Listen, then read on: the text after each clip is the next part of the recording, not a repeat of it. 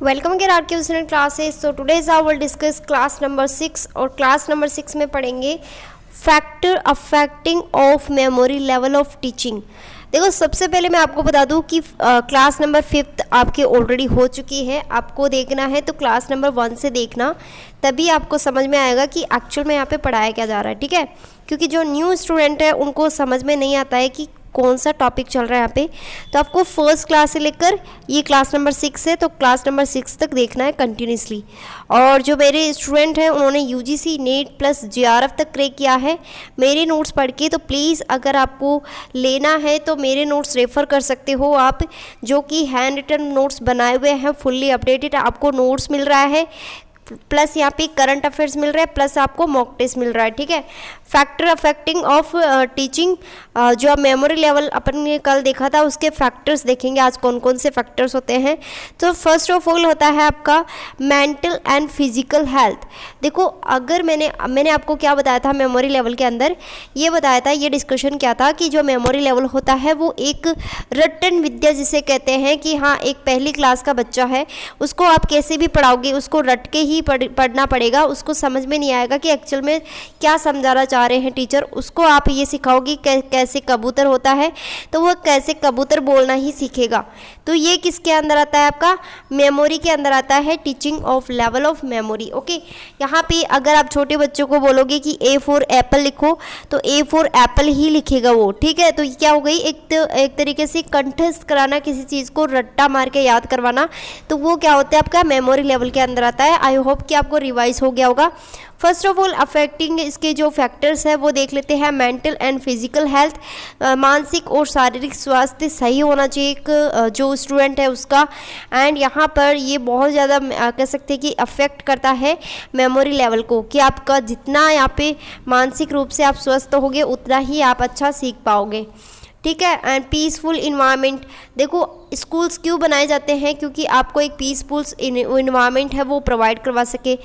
I think आपको clear हो रहा होगा। क्लियर हो रहा है तो प्लीज़ एक लाइक कर दो, क्योंकि लाइक करने से मुझे मोटिवेशन मिलता है कि आप लोगों को जेआरएफ क्रैक कराना मेरा यहाँ पे टारगेट है, और उसके लिए मैं आपको हमेशा एक वीडियो प्रोवाइड करवाती रहूँ। ठीक है, and meaningfulness of the content of content. ठीक है, यहाँ पे बोला है कि जो सामग्री होती है, कंटेंट और विषय वस्तु होता है, उसको यहाँ पे सार्थक बनाना। देखो, आप पहली क्लास में हो, फर्स्ट क्लास में हो, सपोज करो फर्स्ट क्लास में हो, और आपको डायरेक्टली यूजीसी नेट के बारे में बताया जाए तो ये तो पॉसिबल नहीं है ना, क्योंकि जो फर्स्ट क्लास का बच्चा होगा फर्स्ट क्लास में क्या सीखते हैं, 1 2 3 4 ऐसे सीखता है, ए फॉर एप्पल। तो ये सब चीज़ें ही डिसाइड किया जाता है एक बेस्ट यहाँ पे बनाने के लिए।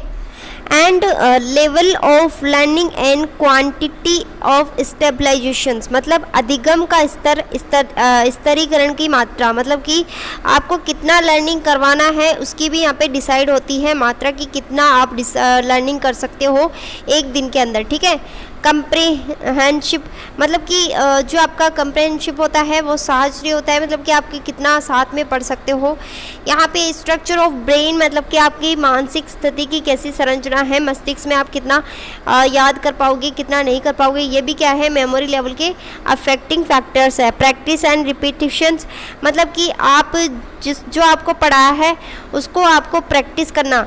देखो, छोटे बच्चों को अपन कैसे पढ़ा देते पहले, ए फॉर एप्पल, जिसको यहाँ पे लाइंस वगैरह दी हुई थी, तो यहाँ पे उनको बोलते थे कि आपको लिख के लाना है, यहाँ पे सब जगह आपको लिख के लाना है, तभी तो उनको याद होता था।